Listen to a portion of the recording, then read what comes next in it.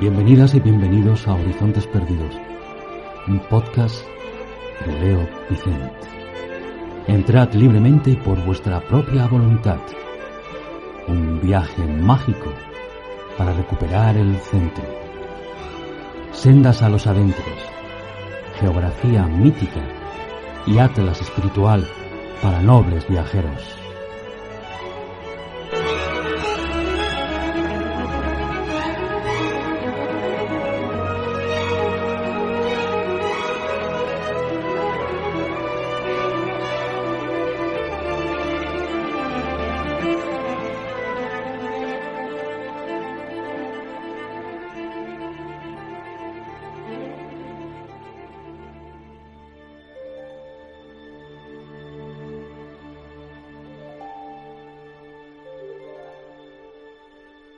La música, la recreación de las calles, vemos lo que era Roma realmente, la grandeza y la miseria, el oro y la mugre, dándose la mano en las calles.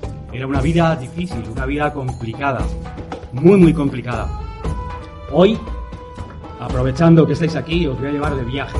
Vamos a ir de viaje, entonces, como vamos a salir de noche en Roma es tremendamente peligroso, muy peligroso.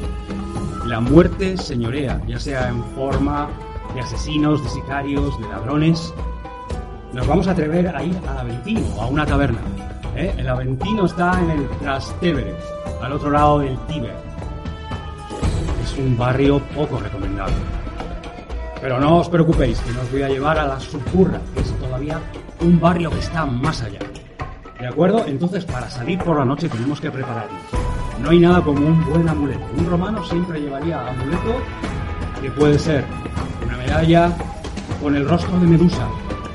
Es uno de los mayores amuletos que llevaría un romano.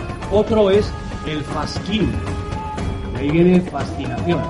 Fascinum es un falo y una mano en el otro extremo haciendo la figa. Este signo protector contra el mal, contra la brujería. Se sigue haciendo este signo. Inconscientemente. Yo desde pequeño duermo así, no sé. Cojo y meto el dedo pulgar, es hacer la figa. Y lo hacemos para protegernos del mal de ojo. A lo largo de la historia, en el Orlando Furioso, los caballeros dormían así. Los caballeros andantes dormían haciendo la figa para protegerse durante la noche. Y para no perder el gesto, fijaos, Orlando se ata la mano y duerme así. Muy regio haciendo la figa. Pero no la pierde. Entonces, la figa y el falo creativo, lo veíais en muchas casas. No era en absoluto pornográfico, era un símbolo de buena fortuna y de protección contra el mal. El falo en estado creativo, en el otro lado, la figa. Con esos amuletos podemos empezar el viaje, pero necesitáis una cosa. Vamos a salir de noche y hay que tener cuidado. Necesitáis a alguien que os proteja. Entonces, qué mejor que este humilde servidor. Yo tengo aquí mi espada, mi rudis, porque soy un gladiador liberado. Soy un gladiador que ha conseguido su libertad. No sé si he pagado, yo creo que no, en el buen combate. No me he enfrentado a Máximo Décimo Meridio, pero me he enfrentado a Máximo Primus Septentrionis, que tiene 14 años y tiene tela. Eso es un buen combate. Chesterton decía que en el Kali Yuga, si quieres ser héroe y seguir el camino del héroe, el monomito, lo estábamos hablando antes, ten hijos. Entonces he ganado mi libertad. Mi rudis, el emperador me ha dado mi espada de madera. Bueno, pues como soy un tío con valor probado en combate, me contratáis. Me contratáis gracias a mis rudis. Llevo mis rudis y llevo también, una cosa importante, en la cabeza la gorra mitraica. Roja, la gorra de los libertos. De los hombres, de los esclavos, que eran esclavos y esclavas, eran liberados. ¿Cuándo vamos a volver a ver esta gorra? En la Revolución Francesa. La libertad guiando al pueblo. Lleva su famosa gorra mitraica. Dalí también se la ponía. Se ponía la barretina, ¿oye? Se ponía la barretina. Era un esclavo liberado.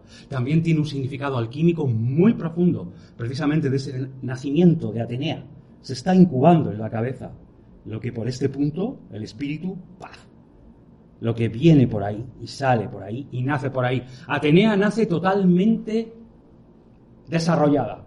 No es un niño, no es como Zagreo, que nace del muslo de Zeus. Por eso enseña el muslo y la rodilla.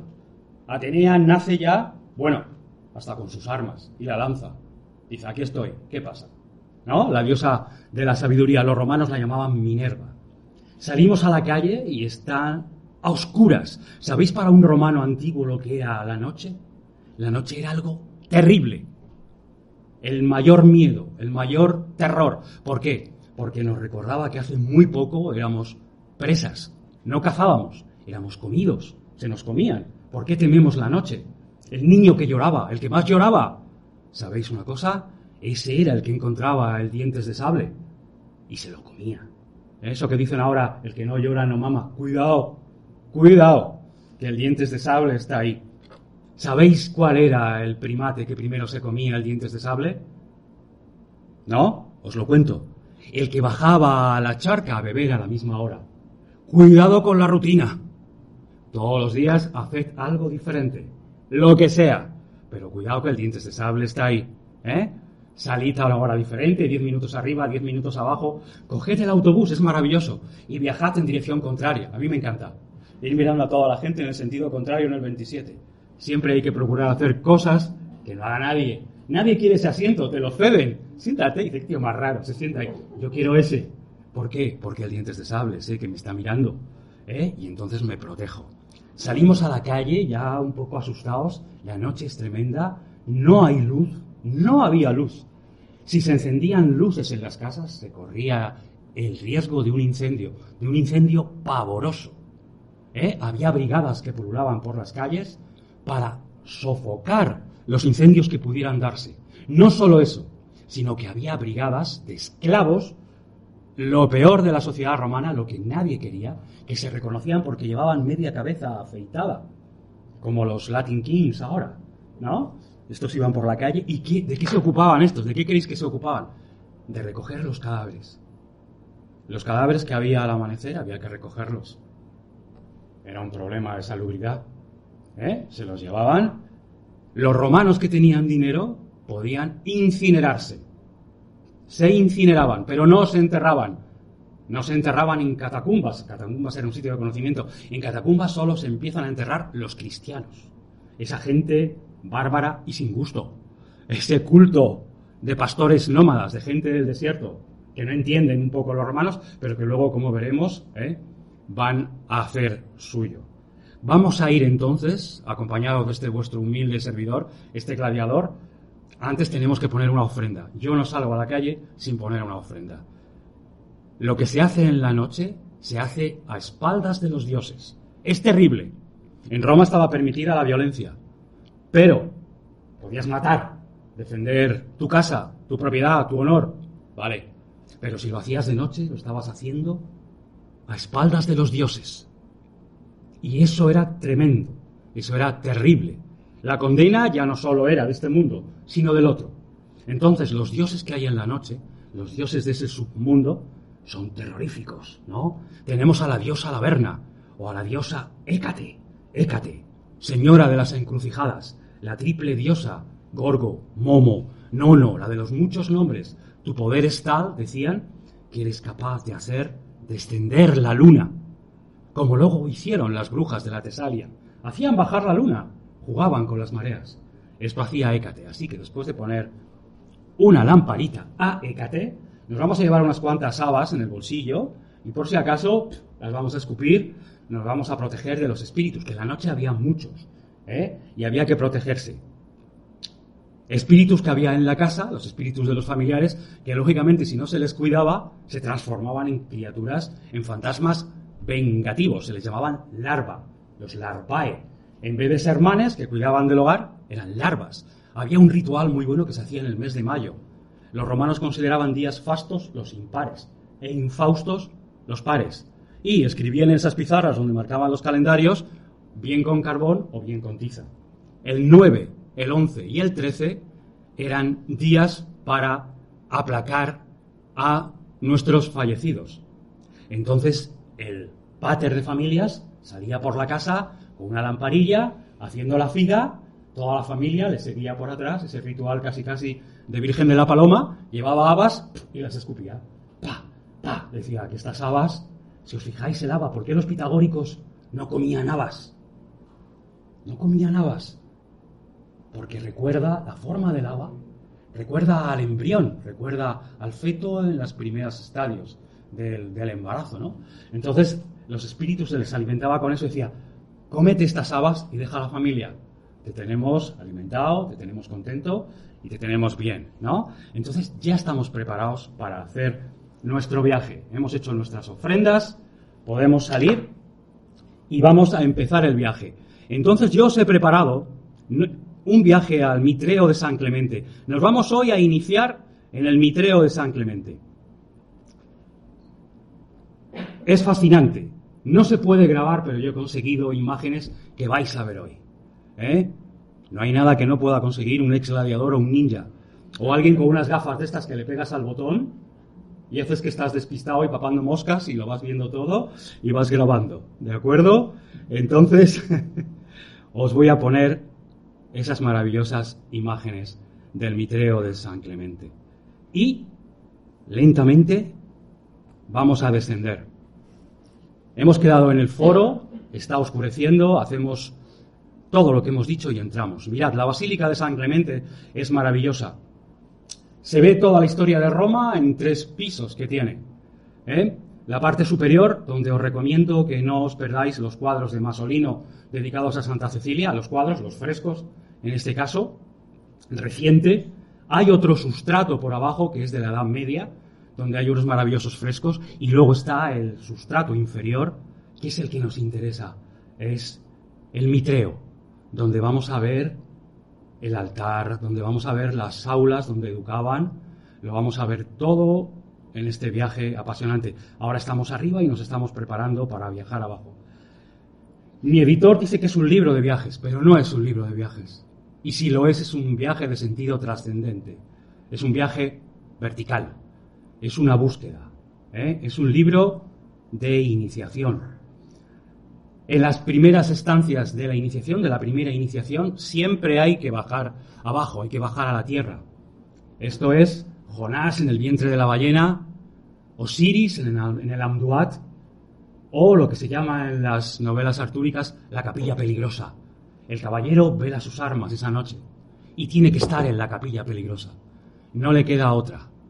Puede perder la cordura, puede enfrentarse a peligros sin nombre, a sus demonios más terribles, pero estamos bajando a la capilla peligrosa. De eso trata Roma subterránea. De ir a donde no van los turistas. Fijaos qué fascinante. Esta es la parte que está más abajo, por debajo de esa iglesia de la época medieval. Había hasta un sitio donde se acuñaba moneda ahí abajo y pasaba el agua, donde limpiaban la toba, justo junto al Mitraeo. Eso estaba en la calle, era calle. La gente pasaría por ahí y entraba en el Mitraeo. Ahora está cubierto. Nosotros nos iniciamos en el viaje porque en el viaje está la verdad. En el libro Moby Dick se nos da una muy buena definición de viaje. Yo creo que la verdad está en el camino. Los romanos lo sabían y por eso decían, tienes un problema, camina. Solvitur ambulando. Todo se soluciona andando. No te quedes parado, recuerda el Dientes de Sable. Entonces Ismael, en el famoso Moby Dick, delante de una tienda donde hay un ataúd, se queda parado y mira y dice, joder, creo que es hora de embarcar. Creo que debo apuntarme a una tripulación, nada más y nada menos que al Pequod. Y fijaos lo que se va a buscar, a la gran ballena blanca. Ismael nos dice que viaja por 3 razones. Para curar la melancolía, para recuperar la salud y para huir de la muerte. Y fijaos dónde se va. Bueno, es el único que luego vuelve. El viaje como sentido trascendente. El viaje para recuperar la vertical y el centro. Bajar a la capilla peligrosa. El yo real, frente al puro psiquismo, frente al ego. El ser frente a la dispersión, que es en lo que estamos metidos y en lo que estamos constantemente deambulando. El viaje como una de las primeras manifestaciones o consecuencias de la pérdida del paraíso. Entonces viajamos para recuperar el paraíso, viajamos para recuperar el centro. Al principio, Dios coloca al hombre en el centro del paraíso, dedicado a dos cosas: la contemplación y el cántico, y la alabanza. Lo hemos perdido, y entonces estamos dando vueltas como pulgones hipnotizados, tratando de recuperar ese centro, ¿no? La vertical nos lo marca. Es la idea del centro, de la casa, del refugio primero, de la cuna. Se traslada a la barca, al carro, al automóvil o al avión. Todo viaje de vivos es un poco un viaje de fantasmas. El viajero entonces se convierte en un peregrino, un pasajero, un noble viajero, lo más grande que se puede ser, un buscador sincero. Una de las definiciones más clásicas del mismo nos la ofrece Dante en su Divina Comedia, ¿no? Que no deja de ser un viaje. Al principio, en el ínferos, y luego va ascendiendo hasta llegar a lo más alto, guiado primero por Virgilio y luego por Beatriz, por la rosa extática, la rosa mística, la sequiná, el alma a redimir, el alma perdida. Al principio le guía Virgilio. Nosotros en este viaje vais a encontrar unos cuantos guías. Vais a encontrar a Goya, que viajó a Roma, no solo aquellos excéntricos ingleses que llamaban el Grand Tour, y entonces viajaban como Lord Byron, con un carruaje, con una jirafa, con un pato. Había un noble inglés que viajaba hasta con una vaca. Fue a Roma con una vaca para todas las mañanas tomar su café. Esto lo hacían solo los ingleses, pero no eran los únicos que hacían el Grand Tour. Todo hombrecito que se precie tenía que viajar por Europa y volver a casa. Era el viaje de iniciación. Ahora no tenemos ritos de iniciación, como dice Carmelo, y así nos va. Nos va fatal. Entonces vamos a tener guías en el libro, los vais a ver, como Goya, que viaja a Roma. Cualquier viaje de formación. Mirad, una estela, ese es Mitra. De ese vamos a hablar largo y tendido. Os hablaba de Goya. Velázquez. Velázquez también viaja a Italia como espía y para traer obras de arte y conocer qué se está haciendo en el otro lado. Entonces os voy a dar una pista increíble. En el Ninfeo de Egeria, Ninfeo dedicado a las ninfas, Roma subterránea, hay un grafiti de Velázquez, pero no se lo digáis a nadie. Hay un grafiti, muestra a una joven haciendo este gesto de puela, la niña que se tapa. Es un gesto que en las tradiciones y en algunas escuelas de misterios se hace, la puela. Pero no puedo contaros más, porque si os cuento más tendría que mataros. Entonces, vamos a dejarlo ahí. Si veis que estamos deambulando y nos hemos encontrado con Mitra, todos buscábamos ese Cristo íntimo que mora en la luz. No solo vamos a ver a Velázquez en este libro, sino que va a aparecer Fellini. Y va a aparecer también, por ejemplo, Balthus, el pintor Balthus, que fue durante muchos años director de la Academia Francesa, que está en la Villa Medici, en lo alto de la Piazza de España, de las escaleras. Justo abajo está la casa donde vivieron estos poetas ingleses románticos, como Keats, Shelley, que murió ahogado en el Golfo de la Spezia, o el mismo Byron. Hay un sitio muy bonito en Roma que os recomiendo ya. Voy a saltar, como veis, voy saltando de lado a lado, porque no sigo el pensamiento lineal. En el libro tampoco. El primer ejemplo de no seguir pensamiento lineal lo hace Alejandro cuando cruza Asia y en Gordio se encuentra un nudo. Y le dicen, si quieres ser el dueño de toda Asia, deshace el nudo. Y Alejandro coge la espada y dice, flash, ya está. Pensamiento no lineal. Entonces, 300 años antes de Cristo, seguimos pensamiento lineal y deambulamos de un lado a otro.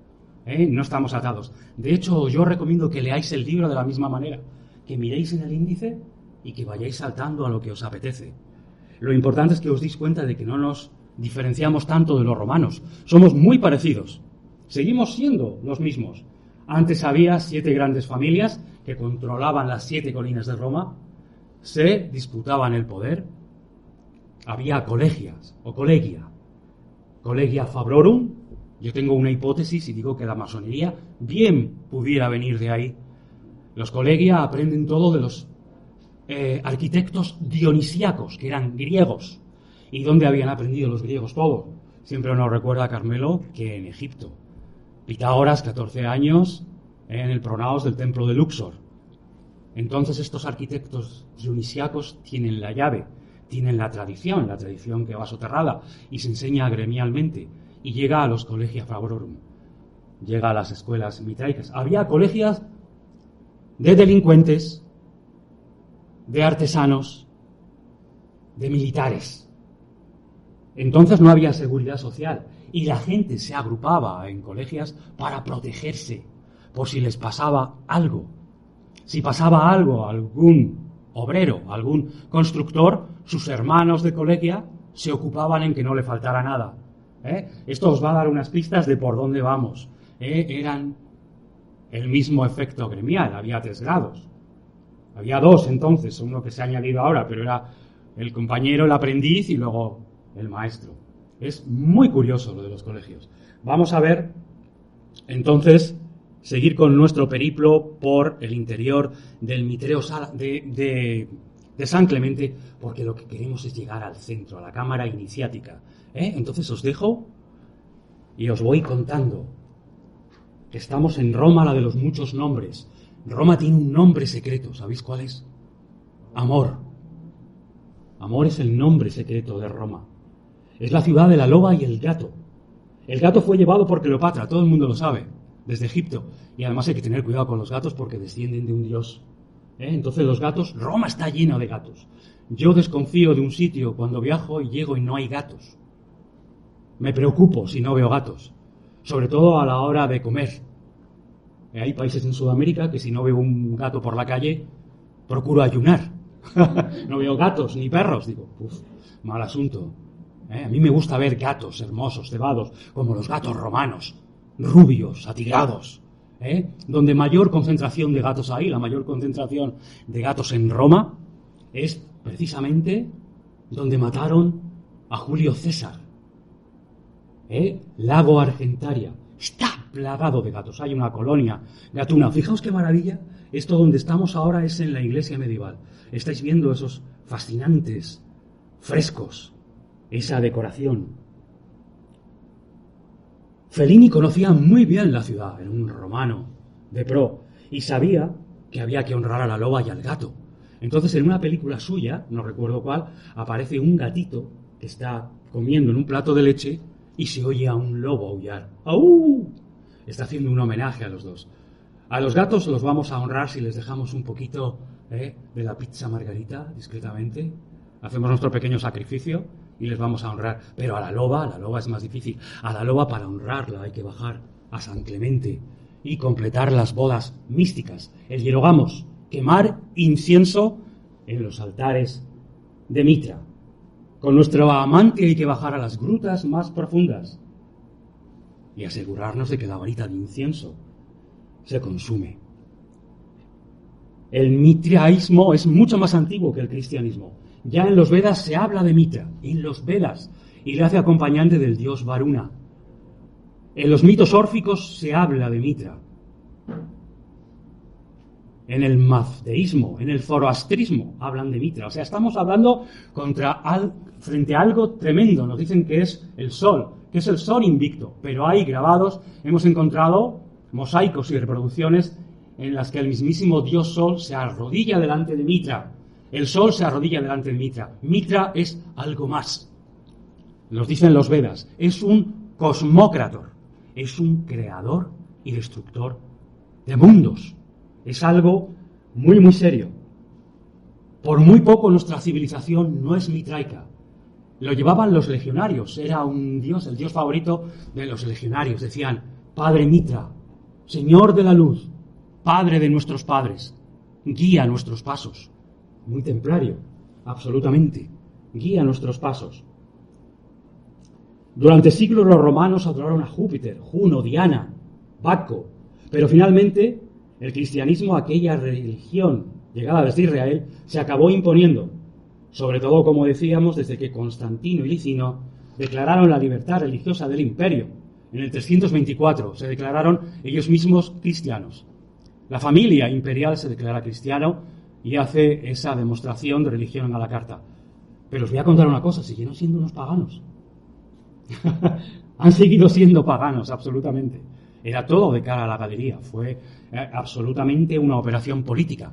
Porque en Roma mandaba la violencia, el sexo y la política.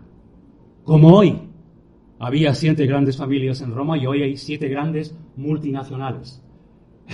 El escritor Philip K. Dick, autor de novelas de ciencia ficción, estaba convencido de que el imperio seguía existiendo y vivíamos una ilusión. El imperio seguía ahí, ¿eh? Estaba convencido. Este hombre entró en la capilla peligrosa, pero no salió. Se quedó en la capilla peligrosa. De la capilla peligrosa solo hay 2 maneras de salir. O convertido en un escéptico que quiere probar absolutamente todo y confirmarlo en la piel y en la sangre, o en alguien un tanto perdido y extraviado como Philip K. Dick. Las iniciaciones en los misterios mitraicos tenían 7 grados. Nos han dicho que las mujeres no podían ser iniciadas en los misterios mitraicos, pero no es verdad. Se está descubriendo que sí, y podían acceder prácticamente a todos los grados menos a los 2 últimos. Os voy a contar por qué. El primer grado era Corvus, el cuervo. Los grados recuerdan mucho las fases de la alquimia también, ¿eh? Primero era el cuervo, directamente asimilado con el nigredo. No voy a entrar en eso. El segundo era ninfa, el embrión, la crisálida. Y el tercero era miles, que quería decir el soldado, el guerrero, pero el guerrero pacífico, el guerrero iniciado. Los siguientes grados eran Leo, Perses, no sabemos si el persa, yo me inclino más por Perseo, el que acaba con Medusa. Y luego los últimos 2 grados eran Heliodromus, que era el mensajero del sol, o el auriga del sol, el que guiaba la cuadriga donde viajaba el sol, y el último que era Pater, el padre, el grado más elevado. Suponía la celebración de las fiestas sacramentales. Se consagraba el pan y el vino. Fijaos qué curioso. En estas ceremonias había sacerdotes que ofrendaban plegarias, entonaban himnos y se tañían campanas, campanillas. En la India, cuando oímos una campanilla, decimos Villebolomi, ahuyenta a los demonios. Tierno Galván, ese alcalde que tuvimos, quería que todo Madrid resonara por las mañanas con multitud de campanas. No lo consiguió. No lo consiguió, pero lo intentó. Ahí está. El dios Mitra nace un 25 de diciembre. De una virgen, en una roca. Y hay pastores que acuden a adorarlo. Esto suena, ¿no? ¿Tenéis alguna noticia, no? Asciende a los cielos y allí alcanza al gran toro cósmico, al toro negro del abismo, que es un símbolo tremendo de la precesión de los equinoccios. Seguramente Krishna, cuando tiene su momento álgido, es cuando estamos pasando de la era de Tauro a la siguiente, por eso acaba con ese toro. Vais a ver, cuando lleguemos a la capilla, que hay muchos más animales que no son sino constelaciones celestes. Apoya su rodilla izquierda en el lomo de la bestia para inmovilizarlo. Eleva el cuello del toro por los hollares y con su espada realiza el sacrificio. Fijaos qué maravilla, porque Mitra es a la vez sacrificador y sacrificado, redentor y redimido. La víctima tiene que ser sacrificada. ¿Por qué? Porque si no, no sería sagrada. Hay que sacrificarla. De la sangre del toro nace la vid, el vino, y del semen del toro, de los espasmos de la muerte, el semen brota, nace el trigo. Aquí tenemos la espiga tan relacionada en los mitos eleusinos, en los mitos de Demeter, en los mitos de ir al otro mundo, morir en vida y volver convertido en un iniciado, en alguien que no teme la muerte. Se ha creado el mundo con la espada o el pincel o el verbo. Tanto da, porque es lo mismo, no hay diferencia. La función de Mitra, en tanto que Dios protector de la palabra dada, de los contratos y de la amistad, perdurará en el imperio y en lo que quedará de él. El templo es un reflejo del cosmos, del Adán Catmón, el hombre primigenio. como arriba, abajo. Si visitamos un Mitreo, que lo estamos viendo, estamos a 2 pasos de la Domus Aurea de Nerón. Cuando le construyeron esa casa lujosísima, Nerón dijo: ¡jo! Por fin ya puedo vivir como un hombre. Hasta entonces no, había vivido como un paria, pero ahora tenía ya su casa dorada, su Domus Aurea. Y también hemos dejado al lado el Ludus, el lugar de entrenamiento de gladiadores más cercano a Roma, que está pegadito al Circo Máximo. Como nos explica Porfirio en su Antro de las Ninfas, es un espacio presidido por el sol y la luna. Y la representación de Mitra sacrificando al toro. Vamos a verlo cuando lleguemos, que el templo presenta un techo abovedado y está revestido de estrellas. ¿Sabéis dónde están también las estrellas? En la capa del dios que orea, mientras está abrazando al toro y fundiéndose con él. Él lleva en la capa toda la bóveda estrellada. Es como Atlas, que carga con toda la bóveda celeste. Algunos mitreos contienen una cavidad en el suelo donde se coloca un sarcófago que contiene el cuerpo del hermano simbólicamente difunto. Había una oquedad donde se colocaba el que iba a ser iniciado. Esto también a algunos que hay aquí quizá les recuerde algo. Tanto la iniciación mitraica como la mayoría de las iniciaciones de cualquier tradición están precedidas de la muerte simbólica del neófito, que renacerá dejando atrás la vida profana. Es la bajada ad inferus. Uno de los momentos álgidos del ritual de Mitra es el banquete ritual. Este sacramento conmemora un episodio mitológico que podemos ver representado en muchos de los relieves del culto. Fijaos qué curioso. Un iniciado en los misterios de Mitra era conocido por el término griego de sindexios. ¿Sabéis qué quiere decir? El que da la mano. El que da la mano de una manera especial. Es al fin y al cabo un gesto que representa el acuerdo y la fraternidad, como ya lo era en Nemrut Dagi, en Turquía, se acaba de descubrir hace poco, en el siglo I a.C., donde Antíoco está dando la mano a Mitra, está dando la mano al dios. ¿Cómo va el viaje? Apasionante, ¿verdad? Yo quiero que este viaje al Mitreo, si es un verdadero viaje, ahora cuando salgamos a la calle, vamos a ser otros, porque eso es el viaje, eso es un viajero. Un viajero no tiene nada que ver con un turista. Esa es la peste del siglo XX, del XXI. La auténtica peste. Caminan como pulgones hipnotizados. ¿Sabéis en qué se diferencia un viajero de un turista?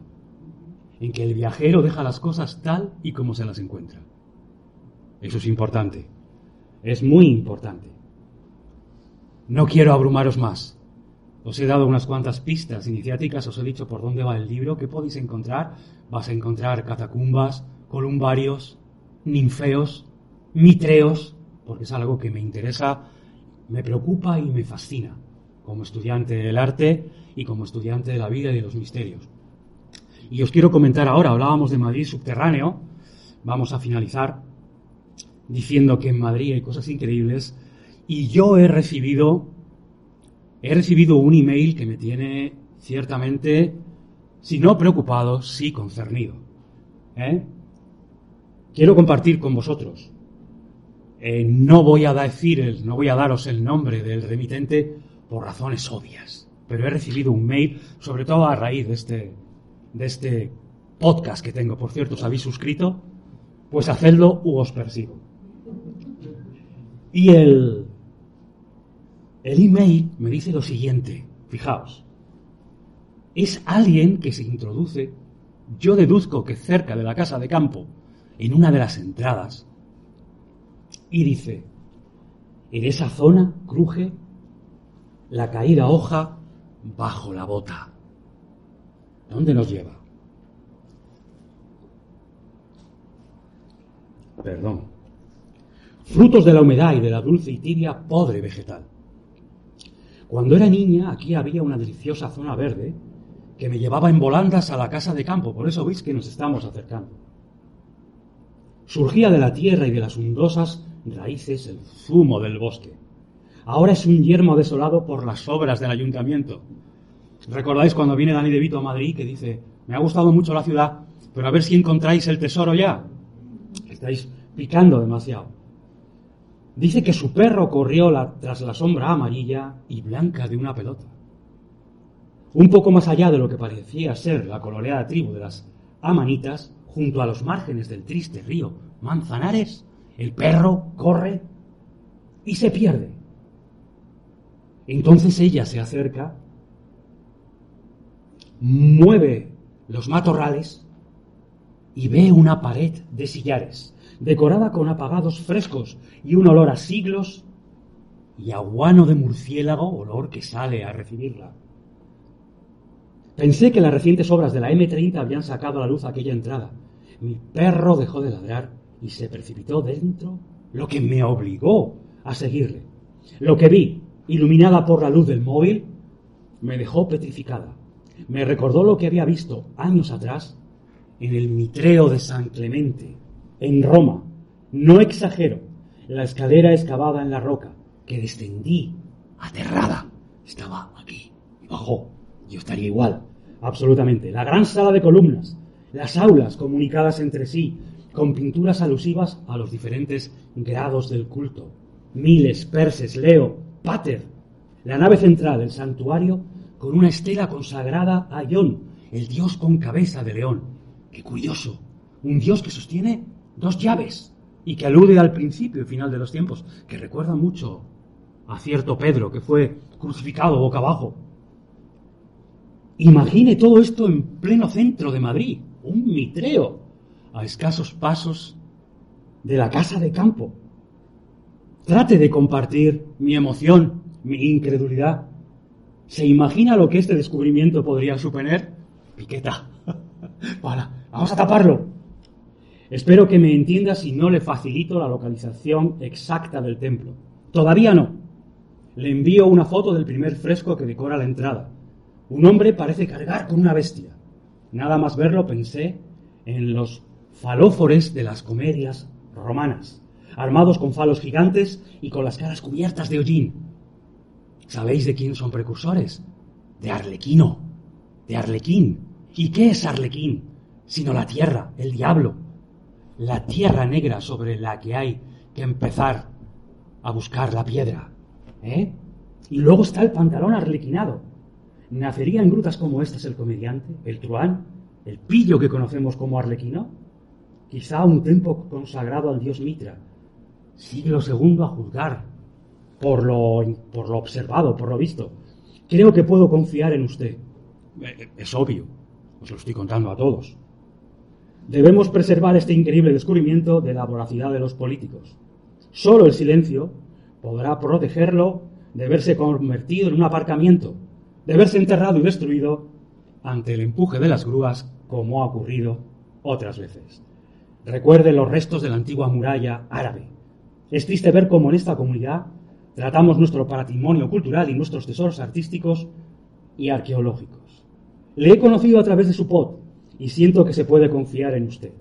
Volveré a escribirle y le iré contando más cosas sobre lo que espero sea nuestro secreto. Sobre mis posteriores investigaciones, espero que un día podamos hablar. Y si eso ocurre así, estaré encantado de volver aquí con vosotros y hacéroslo saber. Muchísimas gracias por haber sido un público tan fiel y haber aguantado hasta el final.